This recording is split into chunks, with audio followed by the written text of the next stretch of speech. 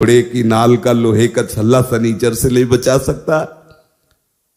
बोले नहीं, बड़ी इसकी आनी है। हम कहा बड़ी आनी है कृष्ण नाम की, राधा नाम की। और एकदम आवेश आया। हम कहा विश्व का कोई भी कहीं भी कितना भी बड़ा देवता हो, अगर भगवान नाम जापक है तो उसे ये घोड़े ओड़े की नाल पहनने की जरूरत नहीं है। और हम कहते हैं कि आप जाओ और शनि की आराधना करो और उसका फल मांगो कि प्रेमानंद के बाल को उखाड़ दीजिए। सत्य विषय कह रहे हैं, ये कोई गर्व से नहीं कह रहे, ये हम लाडली के बल से कह रहे हैं।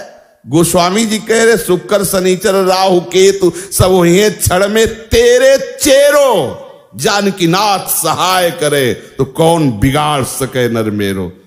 महाप्रभु हरिवंश चंद्र जी कह रहे जो पे कृष्ण चरण मन अर्पित तो करी है का नवग्रह रंक।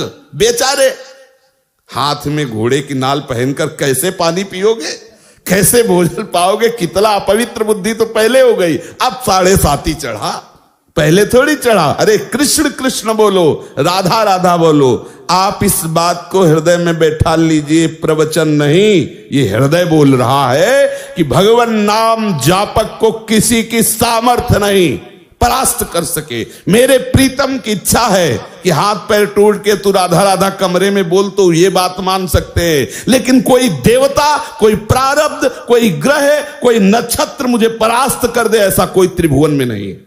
मेरे प्रीतम की इच्छा की बात अलग है। वो जो खेल खेलना चाहे, जैसे खेलना चाहे, और उसमें भी मंगल विधान है। यदि वो आपका पैर टूट जाता, आप बैठते हो, लेट जाते हो और आह भरते हो तो लीला प्रारंभ हो जाएगी। वो आपकी साधना की परिपक्व अवस्था पहुंचाने वाली चेष्टा होगी।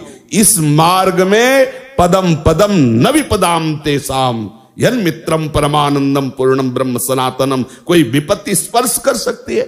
धैर्य पूर्वक, विश्वास पूर्वक एक एक कदम भगवत मार्ग में चलाते रहना, कभी परास्त नहीं होना। चाहे इस शरीर की धज्जियां उड़ जाएं, ये उन वीर बहादुरों का मार्ग है जो हर कदम पर कष्ट सहते हुए राधा राधा तो आगे लाडली जी मुस्कुराती खड़ी है। ये प्रवचन नहीं कर रहा हूं, ये हृदय की बात कह रहा हूं, ये परिस्थिति से गुजरते हुए कह रहा हूं। ऐसा नहीं कह रहा कि भी अरे रबड़ी पी के आयो प्रवचन शुरू किए हैं, ऐसा नहीं, परिस्थिति से कह रहा हूं। हर परिस्थिति ऐसी खुशबूदार सुगंधित वायु लेके आती है कि उसमें लाडली की मंद मुस्कान